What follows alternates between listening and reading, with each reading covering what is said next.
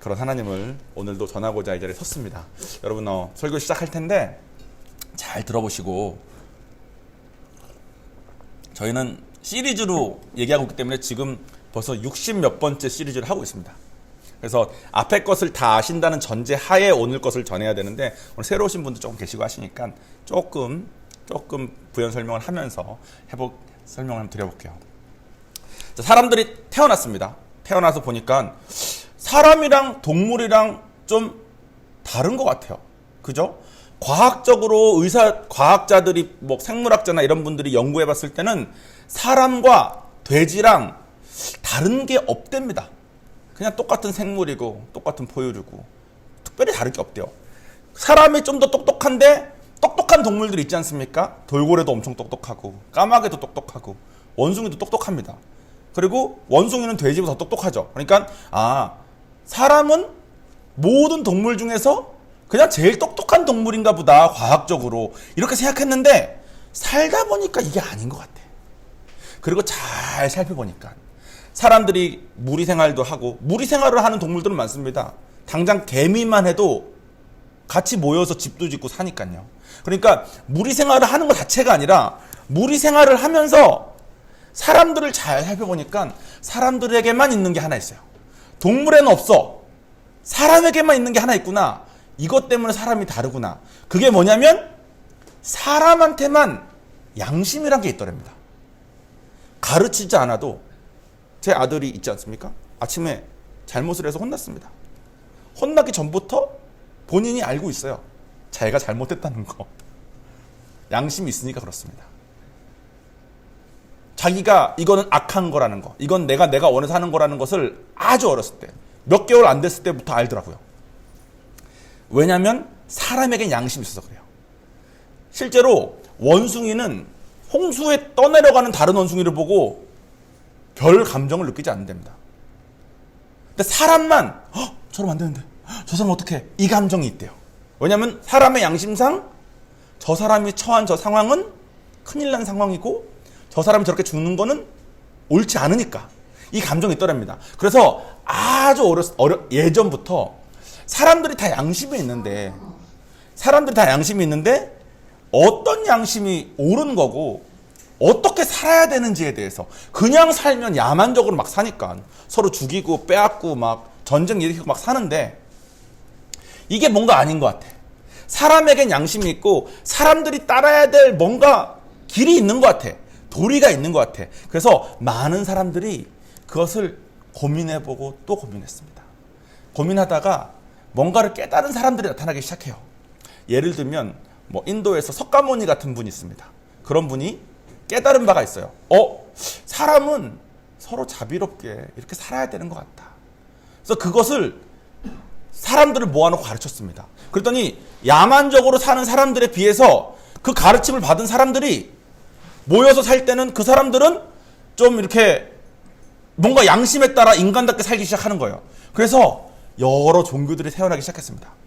불교도 생기고 힌두교도 생기고, 그리고 막 철학자들, 종교가 아니라 소크라테스나 아리스토텔레스 같은 철학자들도 태어났습니다. 이 사람들은 어떤 사람이냐면 무슨 신이 정했까 이런 게 아니라 생각을 잘 해봐봐. 생각만 해봐도 이게 옳지 않냐, 완전한 인간은 이런 인간 아니겠냐라면서 서로 막 논의했어요. 그리고 그런 논의들이 세상에 아주 좋은 영향들을 많이 끼쳤습니다. 종교는 여러분 사실 그래서 나쁜 건 아닙니다. 모든 종교가 지향하는 바는 사람이 양심이 있는데 어떻게 사는 게 옳은 거냐, 어떻게 사는 게 사람답게 사는 것이며 어떻게 사는 것이 서로 잘 사는 거냐를 여러 가지 도를 닦는 방법이 됐건 공부하는 방법이 됐건, 사실 과학자들도 하는 일이 결국 그겁니다. 세상에 숨겨진 진리들을 결국 파헤쳐서 세상은 이렇게 되어 있는 것을 더 알면 알수록 우리가 몰라서 이렇게 살았지, 알면 이렇게 살 수 있겠구나, 이것을 결국 추구하는 거 아니겠습니까? 그래서 여러 가지 종교들이 많은 사람들에게 좋은 영향들을 끼치기 시작했어요. 저는 이것을 제가 종교학을 통해서 그걸 배웠는데, 이것을 배우기 전까지는 저는 나 이제 교회 다니는데 불교 안 돼, 천주교 안 돼, 이슬람 안 돼, 막 이런 생각이 많았어요. 그리고 아무것도 안 믿는 사람들은 그래도 뭘 하나라도 믿어야지. 이런 식으로 저는 사람들 판단을 되게 많이 했었습니다. 근데 공부하고 나니까 사이비 종교 만드는 사람들 있죠. 사이비 종교도 교주 돼가지고 사람들 막 이런 사람들은 자기 마음에 바라는 바가 자기를 높이는 거예요. 그래서 이런 사람들은 악하지만 처음에 생겨난 종교들은 그 시작이 악하지 않았겠구나. 그리고 그 종교들 덕분에 사람들이 잘 살게 됐구나. 그 야만적인 삶에서 우리 양심에 따른 삶을 다 살게 돼서 공통적인 기준들이 생겼구나. 그래서 유교, 불교, 또 힌두교, 이슬람교 이런 여러 종교들에서 가르치는 내용들이 보면 공통점들이 많습니다. 왜냐면 생각해보면 이게 맞거든. 서로 죽이면 안 되죠. 도둑질하면 안 되고. 동물들은 그런 거 없어요. 어미 원숭이가 새끼 원숭이 입속에 있는 콩을 뺏어 먹습니다. 주저하지 않아요. 새끼가 갓 태어났을 때 말고. 그러니까 양심이라는 게 있는데 종교마다 있는 거죠. 그런데 한 종교만 좀 특이한 종교가 있어. 다른 종교들은 우리가 성인이라고 부른다. 성인. 석가모니나 이런 분들은 성인이라 불러요. 왜냐면 그분들이 공자 이런 분 성인이라 부르는 이유가 뭐냐면 이분들이 진짜 좀 난 사람들이거든. 된 사람들. 자기의 욕심과 자기가 막 이렇게 해가지고 자기를 어떻게 하려는 목심이 아니라 정말로 어떻게 사는 것이 옳은지를 고민해서 가르쳤으니까. 그래서 그런 분들 성인이라고 부르는데 이런 성인들의 공통점이 뭐냐면 그렇게 많은 사람들이 자기를 따랐는데도 불구하고 자기를 신격화하지 않았어요.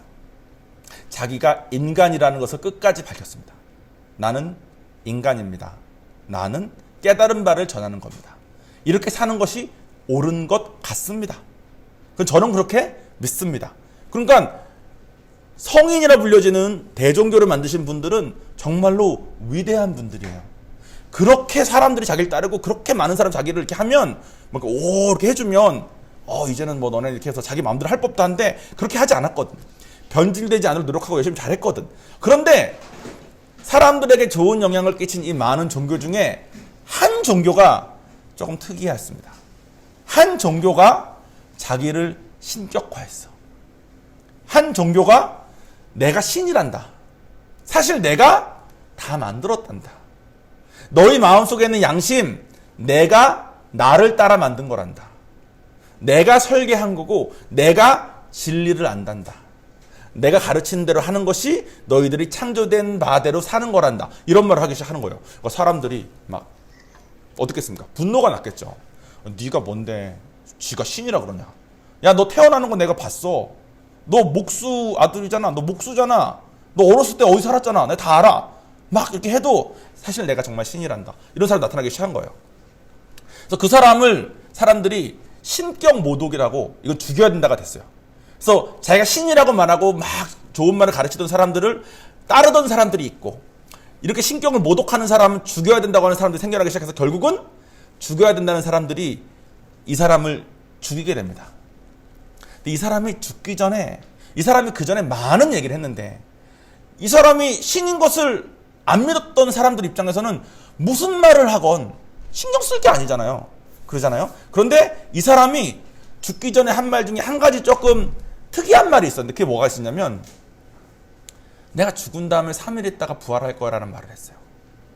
근데 정말로 이 사람이 죽고 난 다음에 3일 있다가 부활을 한 겁니다. 부활은 뭐냐면 죽었다가 살아난 다음에 다시는 안 죽는 게 부활이에요.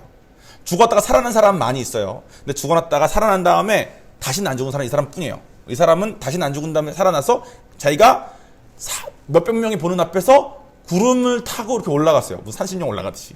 내가 올라가면서 내가 올라가서 이 모습 그대로 다시 올 거야. 내가 다시 올 때까지 이렇게 살고 있어 하고 가셨어요.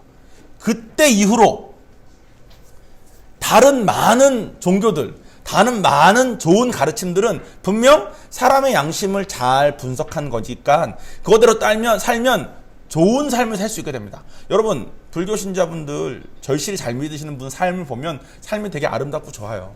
유교 정말 잘하시는 분들도 아름답고 좋고 힌두교나 어느 종교건 그 가르침대로 잘하시는 분들은 정말 삶이 예쁩니다. 그런데 문제가 있어. 어떤 문제가 있냐면 다른 종교들은 사람이 생각하고 사람이 깨달은 것을 전하니까 죽은 다음에 극락이 혹은 죽은 다음에 윤회가 없을 수도 있어. 사람이 말했으니까. 100% 신뢰할 수는 없다는 거예요. 사람이 말했으니까. 사람이라는 그 한계가 있다는 거죠. 자기가 생각했을 때. 실제로 유교도 그렇고 불교도 그렇고 석가모니나 공자나 이분들은 죽은 다음의 세상에 대해서 그렇게 많은 얘기를 하지 않으셨더라고요. 그 뒤에 이게 막 붙여져서 그렇지. 그러니까 이분들은 정말 성인들이시니까, 위대하시니까 얘기를 하지 않았는데, 이 사람들은 사람이니까 자기가 정말 잘 모르겠는 것은 말을 안 한 거예요. 그런데 신이라는 사람이 나타나서 죽은 다음엔 이렇게 될 거야. 죽은 다음엔 천국이 있고 지옥이 정말 있어. 너네를 다 함께 하신 하나님이 정말 계시단다. 너네가 엄마 뱃속에 있을 때부터 너희의 머리카락 하나까지 세신 분이 계신단다. 너네가 알건 모르건 항상 함께 계신 그분이 계시단다. 이 말을 하시는 분이, 자기가 신이라는 사람이 죽고 난 다음에 부활하는 것을 통해서 아, 이 사람이 정말 신이었구나. 거짓말쟁이가 아니었구나. 그 뒤로 몇천 년 동안 그 기독교라는 종교화가 돼서 온 세계에서 많은 사람들이 그분이 가르쳐주신 그 말씀을 믿기 시작한 겁니다. 그분이 신이라니까 부활도 정말 한 걸 보니까 이분이 무슨 말을 했는지를 하나하나 보다 보니까, 여러분 노스트라다무스도 예언 많이 하죠. 또 예언 많이 하시는 분들이 많이 계십니다. 근데 예언한 게 100% 다 이루어진 사람은 없어요. 맞기도 하고 틀리기도 해요. 근데 이분은 말한 게 100% 다 이루어진 거야. 정말 신기하다. 그 중에 한 가지 아마 아니겠지 했던 게 있었던 게 뭐냐면, 지금부터 한 2500년 전에 이스라엘 백성들이 땅을 뺏겼었어요. 로마에 뺏기고 땅이 없어져 버렸습니다. 근데 그때 하나님께서 이스라엘 백성의 선지자를 한 명 통해서 너네가 이 땅을 다시 찾을 거야 라고 하셨는데, 1900년대까지, 지금 우리 2000년대니까 2022년이니까 1900년대까지 이스라엘이라는 땅은 없었어요. 근데 여러분 지금 이스라엘이라는 땅이 있습니까 없습니까? 있죠. 이스라엘 월드컵도 나오고 올림픽도 나옵니다. 이스라엘이라는 땅이 1948년도에 생긴 거 아십니까? 다시. 그 말은 뭐냐면 그때 예언됐던 게 1900년까지도 이루어지지 않았으니까 저거는 안 이루어지는 예언을 했나 보다 했는데 그것마저 이루어졌던 거예요. 그리고 이분이 하신 예언 중에 이루어지지 않은 게 지금까지 하나도 없고, 아직 안 이루어진 거, 아직 그때가 오지 않은 것들만 몇 개 남았을 뿐입니다. 아, 이분이 진짜 신이었구나. 이분이 정말 신이고 정말 모든 걸 창조하시고 정말 모든 것을 주관하시고, 이분이 말한 게 정말 맞으면 이분이 정말 나와 지금도 함께 하시는 거구나. 이분이 나를 알고 계시는 거구나. 이분이 나를 위한 계획이 있는 거구나. 그리고 내가 지옥 가길 원하지 않으시고 내가 천국에서 함께 하기를 원하시는 거구나. 이런 생각을 우리가 할 수 있게 되는 겁니다. 지난주에는 우리가 무슨 내용을 했냐면, 이분이 다시 오신다 그랬잖아요. 구름 타고 올라간 것처럼 다시 오시는데, 다시 오실 때 어떤 일이 이루어질 건지에 대한 예언을 해놓으신 게 있어요. 그런데 그건 아직 이루어지지 않았죠. 왜냐하면 다시 안 오셨으니까. 2000년 전에 오셨다가 돌아가시고 지금 아직 안 오셨습니다. 그리고 우리는 모든 기독교인들은 뭘 하고 있냐면, 다시 오실 예수님이 오실 때까지 이분이 시키신 것을 열심히 하고 사는 삶을 살고 있는 거예요. 이웃을 사랑하고 하나님을 사랑하고, 그런 하나님의 나라를 전파하고 이런 일을 하고 있으라 그래서 그걸 하는데, 언제 오실지 모르는 상태로 기다리고 있는 상태로 있는 거예요. 그러면 지난주에 말씀드렸다시피 이분이 다시 오실 때는 지난번처럼 2000년 전에 오셨던 것처럼 우리의 죄를 씻기 위한 제물로 오시는 것이 아니라, 이분이 다시 오실 때는 심판자로 오신대. 다시 오실 때는 선한 일을 한 자와 악한 일을 한 자를 구분해서, 선한 일을 한 자는 천국으로, 악한 일을 한 자는 지옥으로 심판하려고 다시 오신대. 그러니까 심판으로 다시 오기 전에 되도록 많은 사람에게 선한 일을 전해라. 선한 일은 뭐냐면 용서해주고 사랑해주고 밥 한 끼 누구 대접하고, 이것도 물론 선한 일이지만, 사실 어떤 선한 일을 해도 우리가 한 악한 일들, 여기 여러분 악한 사람 있습니까? 악한 사람은 아마 아무도 없을 텐데, 거짓말 해본 적 있습니까? 거짓말 안 해본 사람은 아마 없을걸요? 그러니까 악한 일이 하나라도 있으면 선한 일 하나랑 퉁치는 게 아니라, 이 악한 일 하나 때문에 다른 선한 일들은 무용지물이 되고, 이 악한 일 때문에 결국은 지옥에 가는 게 하나님이 정하신 법인데, 우리가 할 수 있는 선한 일 한 가지는 뭐냐면 이 모든 악한 일들의 죄값을 예수님이 대신 죄값을 치러서 죽었다는 것을 믿는 거. 그거 하나가 선한 일이에요. 예수가 나의 죄를 때문에 돌아가셨다. 그분이 내 죄를 대신 돌아가셨기 때문에 내 죄값을 내가 안 받고 그분이 이미 받았다는 것을 믿는 거. 그 선한 일을 한 사람은 심판자로 오셨을 때 천국으로 같이 가는 거고, 그 선한 일 없이 다른 아무리 좋은 일을 해도 선한 일이 없으면 악한 일 하나라도 있으면 그 악한 일 하나 때문에 결국은 지옥에 가는 그 심판하러 오신다는 거예요. 그래서 많은 사람들이 궁금했습니다. 그럼 언제 오시지? 그 아버님도 지난주에 식사하실 때 여쭤보시더라고요. 그래서 언제 오십니까? 그래서 그거 다음 주 설교여서 제가 미리 말씀드리긴 좀 그런데 어쨌든 뭐 그렇습니다. 뭐 이렇게 말씀드린 것처럼 사람들이 다 궁금해합니다. 그래서 오늘은 언제 오실지에 대해서 말씀하신 말씀하신 내용에 대해서 같이 이야기를 해보려고 합니다. 자, 오늘 본문 말씀은 좀 길어요. 마태복음 25장 1절부터 13절까지 말씀인데, 장로님. 그때 천국은 마치 등을 들고 신랑을 맞으러 나간 열 처녀와 같다 하리니 그 중에 5은 미련하고 5은 슬기 있는 자라. 미련한 자들은 등을 가지되 기름을 가지지 아니하고 슬기 있는 자들은 그릇에 기름을 담아 등과 함께 가져갔더니 신랑이 더디옴으로 다 졸며 잘세. 밤중에 소리가 나되 보라 신랑이로다 맞으러 나오라 하매 이에 그 처녀들이 다 일어나 등을 준비할세. 미련한 자들이 슬기 있는 자들에게 이르되 우리 등불이 꺼져서 가니 너희 기름을 좀 나눠 달라 하거늘 슬기 있는 자들이 대답하여 이르되 우리와 너희가 쓰기에 다 부족할까 하노니 차라리 파는 자들에게 가서 너희 쓸 것을 사라 하니 이들이 살아간 사이에 신랑이 오므로 준비하였던 자들은 다 함께 혼인 잔치에 들어가고 문은 닫힌지라. 그 후에 남은 처녀들이 와서 이르되 주여 주여 우리에게 열어주소서. 대답하여 이르되 진실로 너희에게 이르노니 내가 너희를 알지 못하노라 하였느니라. 그런즉 깨어있으라. 너희는 그날과 그때를 알지 못하느니라. 아멘. 아멘. 되게 무서운 말씀입니다. 그죠? 오늘은 그 주보에 있는 걸 한 절 한 절 같이 보면서, 이게 열처녀 비유라고 불려지는 글인데 이게 다 비유의 말씀이니까 조금 헷갈리실 수 있습니다. 그래서 제가 한 절 한 절 최대한 쉽게. 1절에 그때의 천국은 마치 등을 들고 신랑을 맞으러 나간 열처녀와 같다 하리니, 신랑을 맞이할 열처녀의 비유가 되었습니다. 당시 이스라엘 문화에서는 결혼식 하기 전에 신랑이 뭐 이것저것 뭐 해야 될 게 많았대요. 그 사이에 그 신부의 사람들은 어떤 방에서 이렇게 기다리는 뭐 이런 제도가 있었답니다. 그래서 그때 그 모습을, 그러니까 당시에 예수님께서 이 말씀을 하실 때 당시 이스라엘 사람들은 다 당시의 결혼이 어떻게 이루어지는지를 아니까 다 잘 이해를 했대요.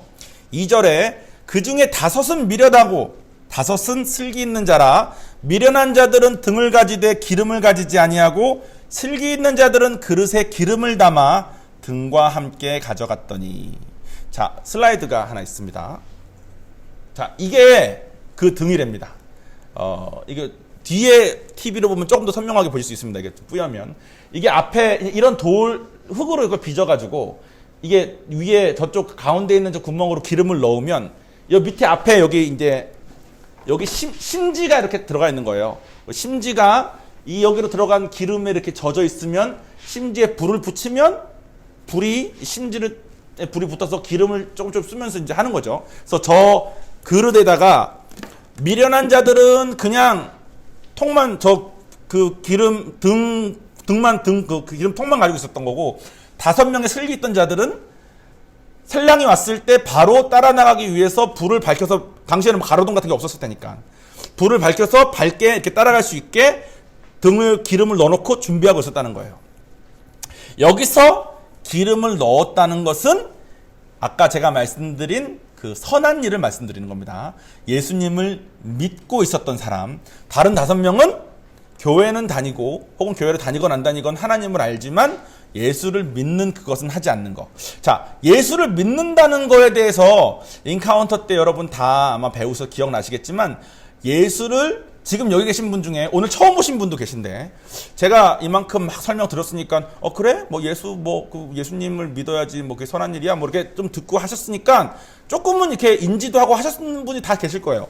사실 여기 교회 오신 분 중에 예수님을 안 믿는다고 말할 분이 잘 없습니다. 조금은 나도 믿긴 믿는데 그래도 뭐 교회를 완전 다닐 만큼 아니지 이런 분들도 많은 것 같아요. 그런데 여기서 말하는 믿냐 안 믿냐, 기름을 준비했냐 안 준비했냐의 관건은 어디에 있냐면 하나님이 우리를 다 창조하셨고 하나님이 우리 한 명 한 명의 마음을 보신다고 했습니다. 그렇기 때문에 종원이라는 사람은 성격이 좀 모났고 아집도 세요. 저는 교회를 다녀서 하나님 믿는다라고 스스로 말하는 거가 됐다는 것은 저는 정말 믿는다는 뜻이야. 그러니까 저는 죽었다 깨나도 안 믿는 건 믿는다고 말 못해요. 예를 들면 저한테 예수 믿지 말라고 말해보세요. 나는 그 말은 못해. 성격이 좀 그래요. 맞겠다 싶은 건 말고 말을 못해. 제가 제 아내한테 사귀기 전에 연락 한참 할 때 아내가 생일이었습니다. 근데 사랑하는 우성이의 그 사랑한다는 말을 사귀기도 전인데 말을 못하겠더라고. 그래서 그날 우리가 오늘 사귀자고 그래야지 내가 생일 축하 노래 그러니까 와이프 입장에서는 뭐 황당하겠죠. 뭐 지금 무슨 개수작을 부리고 있는 거냐, 무슨 뭐 말도 안 되는 핑계냐. 근데 제가 성격이 그래요. 저는 이렇게 말을 뭐 하면 그건 진심이어야 돼. 이게 그냥 이렇게 둘러대고 이런 거로 성격이 잘 안 됩니다. 그런데 솔직히 제가 이상한 거죠. 그냥 말할 수 있는 거잖아요. 그죠? 근데 하나님은 그 마음 보시니까 종원이 같은 사람은 저 하나님 믿어요라고 말만 해도 야 내가 너 창조해서 내가 너 아는데 넌 이런 말 함부로 하는 애 아니잖아. 너 진짜 믿네? 할 수 있는 거고 어떤 분은 하나님 믿어요, 사랑해요, 맨날 와서 막 교회 나오고 막 봉사도 하고 하는데 실제로는 안 믿으면서도 그걸 할 수 있는 사람도 있다는 거예요. 여러분 제가 이 말 했을 때 머릿속에 떠오르는 분들 계십니까? 그분들이 나쁘다가 아니라 사람이 다 다른 거예요. 어떤 사람은 뭘 잘 못 받아들이는 사람이 있어. 무슨 말을 해도 내 생각만 그런 분 아십니까? 근데 그런 분이 하나님 정말 살아계실 수도 있겠네? 라고 생각만 해도 하나님 입장에서는 야 내가 너 창조할 때 너는 이런 생각하기 어렵게 창조했는데 너는 살면서 이런저런 상처들 때문에 함부로 누구를 신뢰하지 못하는 상태인데 지금 너가 이걸 했다는 건 넌 정말 믿는 거네. 이렇게 하신다는 거야. 그런데 어떤 사람은 어렸을 때 뭐 상처도 없고 태어날 때도 이렇게 좀 이런 생각 저런 생각 잘 받아들이게 된 사람은 하나도 믿지 않고도 나 믿는 것 같아 라고 할 수 있는 사람도 있다는 거죠. 그래서 여기서 말하는 기름을 담은 자는 하나님 보시기에 진짜 믿는구나까지 예수를 믿은 사람들이고 미련한 자 5명은 아직 하나님 보시기에 믿는 것까지는 가지 못한 사람인 겁니다. 5절에 신랑이 더디옴으로 다 졸며 잘세. 슬기로운 5명이건 미련한 5명이건 다 졸고 있었던 거예요. 온다는 건 알고 있었는데. 근데 더디옴으로 그랬습니다. 지금이랑 똑같아요. 아니 예수님 온다고 말하고 간지 지금 2000년이 지났으면 왔으려면 진짜 왔어야 되는 거 아니야? 예수님 에이 설마 뭐 오시겠어? 나 죽기 전엔 절대 안 와. 이런 말 전 진짜 많이 들어봤습니다. 사실 그 말이 되게 더 말이 돼요. 지금까지 안 오셨으니까. 그것처럼 당시의 신부들도 너무 더디 오니까 다 졸고 있었던 거예요. 근데 밤중에 소리가 나되 보라 신랑이로다 맞으라 나오라 하매. 그러니까 중에 밤중에 다 자고 있을 때 갑작스럽게 신랑이 온 겁니다. 예수님의 재림도 즉 우리의 종말의 때도 얼마나 돌발적이고 급작스럽게 올 것인지가 표현되어 있는 거예요. 이에 그 처녀들이 다 일어나 등을 준비할세. 자, 외형적으로 봤을 때는 모두가 제가 어저께 지난주에 말씀드렸습니다. 예수님 오시기 전에 나팔 소리가 먼저 있을 거라고.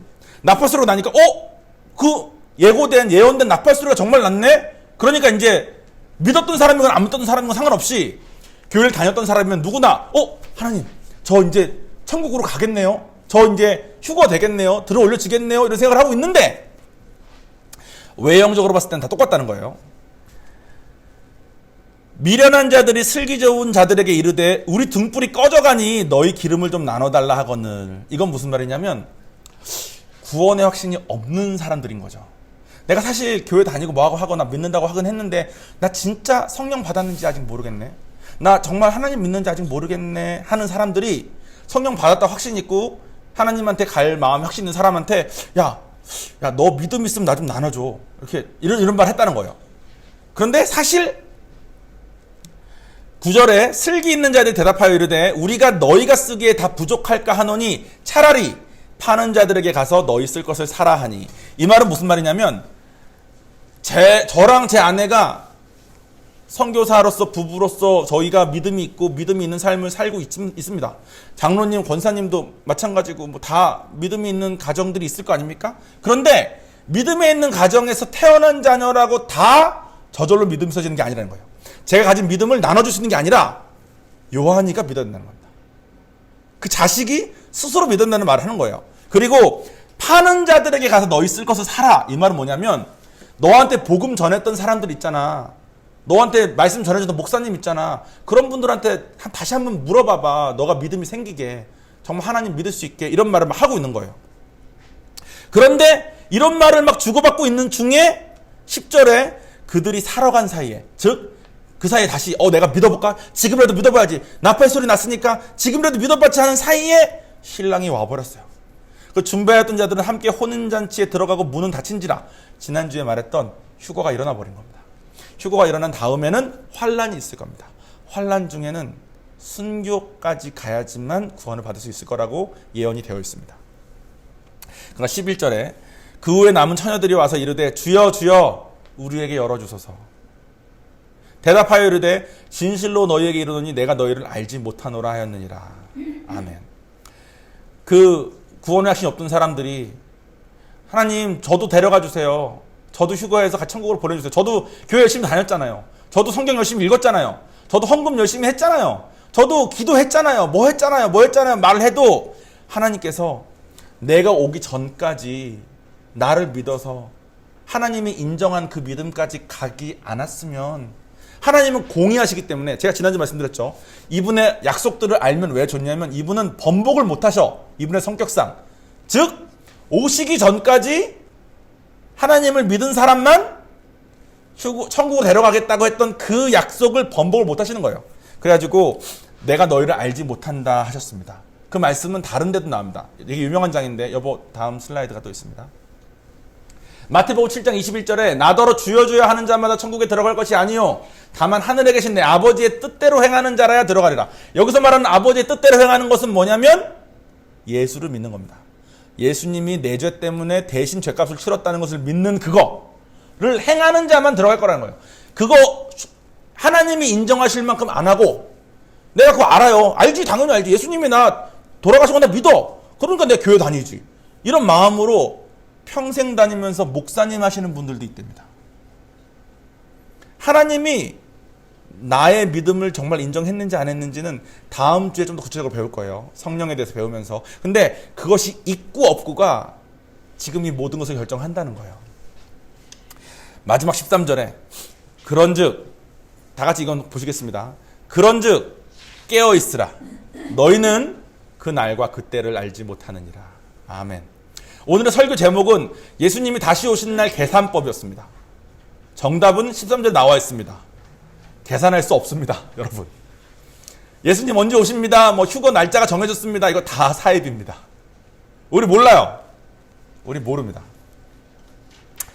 그럼 어떻게 살아야 될까요, 여러분? 예수님이 언제 오실지 몰라. 그런데 나 죽을 때까지는 아마 안 오실 것 같아. 오실 거였으면 진작에 오셨겠지. 여러분 내일 예수님 오실 것 같아요? 라고 물어보면 아마 내일 오실 것 같아요 라고 말하는 사람은 거의 없을걸요? 그죠? 왜냐면 지금까지 안 오셨으니까. 저는 개인적으로 내일 오시면 안 됩니다. 저랑 저의 교회에 허락되신 분들이 다 성령 받고 천국 같이 갈 때까지 저는 아직 오시면 안 돼. 제 아들도 아직 성령 안 받았습니다. 제 아들 구원을 전하고 복음을 전하지만 아직 받아들이지 않습니다. 자기가 죄인 된 것을 인정하지 않습니다. 우리의 죄 때문에 왜 내 죄냐면서 아직 그런 반론을 하고 오늘 되게 아침에 심오한 질문도 하더라고요. 예수님도 부모님을 예수님이 어디 가셨을 때 예수님 부모님이 예수님한테 너 어디 갔었냐고 걱정했잖아. 그러면 요한이는 저희한테 말을 안 하고 어디 가면 저희가 혼내거든요. 그러면 예수님도 이거 죄졌네. 부모를 걱정하게 했으니까. 제가 목사고시는 통과했는데 그거에 대한 답은 모르겠더라고요. 좀 헷갈린다. 예수님 답 죄가 없으셨어야 되는데. 어쨌든 내일 오시면 큰일 납니다. 저는 처가댁도 아직 전도 다 못했어요. 아직도 안 좋아하십니다. 근데 내일 오실 수도 있다는 것은, 왜냐면 지난주에 배운 것처럼 오시기 전에 이런 일들이 일어날 거라고 하는 그 징조들은 지금 다 일어났거든. 그러니까 내일 오셔도 이상하진 않아. 오시면 안 돼서 그렇지. 그러니까 우리는 사실 오실 수도 있다라는 마음을 먹고, 일단 내가 구원의 확신이 있어야 되고, 내가 하나님이 인정할 만큼 믿는다는 것을 확신할 수 있어야 되고, 성령 받기까지 가야 되고, 두 번째는 내 주변의 소중한 사람들 중에 지옥 가는 거는 내가 도저히 못 보겠다는 사람은 내일 오실지도 모르니까 그 전에 전해야 되는 거 아니겠습니까? 제가 한 이야기하고 마무리되겠습니다. 저희 큰아버지, 아버지, 작은아버지, 고모들 많이 계신데, 제가 성령 받은 다음에, 하나님 만난 다음에, 미국에 있을 때 한국으로 와서 방학 3개월 동안 저는 친구들도 안 만나고, 친구들한테 왔다는 말도 안 하고, 전도만 하러 다닌 적이 있었습니다. 미친 듯 전도만 했어요. 지옥 가는 걸 못 보겠어서. 근데 다른 분들은 미국 가 있는 조카가 또 이렇게 저렇게 예뻐하던 조카가 갑자기 와가지고 이렇게 부탁하고 저렇게 부탁하고 하니까 다 들어오셨는데, 한 고모만 다 해줄게, 가보자, 갔다 오신 다음에 나 이런 거 다 알아, 이런 거지, 약간 약간 이런 태도의 고모가 한 분 계셨어요. 그러니까 이 고모가 여자로서 예전 시대 때 되게 잘 나가셨던 그런 분이시기도 하고, 돈도 많이 버시고 많은 사람들을 막 거느리기도 하시고 능력도 있으시고, 거기다가 약간 이렇게 대범하시니까 교회 행사 있어, 가줄게, 가보자, 가본 다음에 이런 거 다 알아, 약간 이런 태도. 근데 나 아직 즐기고 싶은 게 많아, 약간 이런 태도. 요게 좀 있으셨어요. 그래서 저한테 그런 질문하시고, 야, 제일 좋은 건 이거 아니야? 죽기 직전까지 원하는 대로 살다가 죽기 직전에 하나님 믿어요, 요거 아니야? 요거 항상 하셨던 분이 계세요. 그러니까 다른 분들은 다 이제 구원의 확신을 가지셨어. 나 진짜 하나님 만났다, 나 하나님 성령 받았다, 하나님이 나의 믿음을 인정해 주셨다 가 됐는데, 그 고모만 교회 좀 나와라. 그러면 나 노래 잘 못하는데 노래하는 거 좋아하니까 나 성가대 시켜주면 갈게 해가지고 오셔서 성가대 노래만 하다 가신 그런 고모가 계셨는데, 이 고모가 이제 아프셨게 됐습니다. 그래가지고 이제 몇 개월 안 남았다라는 선고를 받으셨어요. 그때가 80 몇 살 되셨던 것 같아요. 그래서 이제 하나님을 만나기 위한 인카운터 프로그램을 이제 고모 한 분을 위해서 하나님 만난 다른 저희 아버지, 큰아버지, 작은아버지, 다른 고모들 다, 이 고모 한 분을 위해서 그 6남매가 다 모여서 제가 6남매를 모시고 인카운트를 했습니다. 고모 한 명을 위해서. 근데 고모가 자기가 시한부가 되셨으니까 조금 다른 태도로 오셨더라고요. 그리고 이분이 그 인카운터 통해서 하나님을 만났어요. 만난 다음에 저에게 하신 첫 마디가 이거였습니다. 종원아, 내가 이게 이렇게 좋은 건지 알았으면 성령을 받아서 내 마음이 이렇게 편해지고, 이렇게 평안해지고, 이렇게 행복하고, 이렇게 사람들과의 관계에 있어서 막 내가 이기고 네가 이기고 이런 거가 아니라 정말로 이렇게 허물없이 서로 바라볼 수 있게 변하게 되는 이런 걸 내가 알았다면 더 빨리 만났어야 될 텐데. 내 지금 소원은 5년 더 사는 게 아니라 지금 시한부인 지금 이 상황에서 5년 전에 하나님을 만나는 거였다. 내가 5년만 이 성령 받은 상태로, 이 달라진 상태로 살다가 갈 수 있었으면 소원이 없겠다. 근데 제가 그랬어요. 근데 더 좋은 천국으로 이제 가시니까 괜찮다고.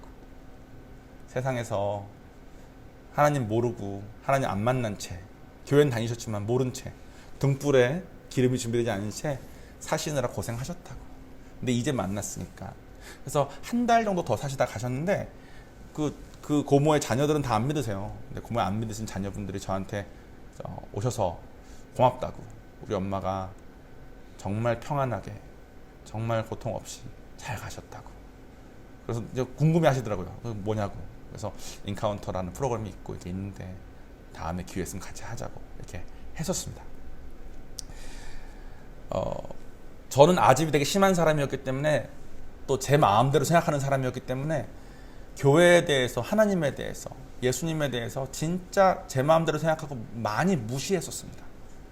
그리고 사실 신학 공부를 하고 목사고시 위에서 솔직히 지난 몇 개월 동안 공부를 제일 많이 한 것 같아요. 그 공부하고 해도 하면 할수록 이건 진짜 이해하기는 어렵구나. 우리의 인간의 뇌 이해 안에 같이 있는 분이 아니구나. 우리가 이해할 수 없는 분이구나가 더 느껴지더라고요. 알면 알수록.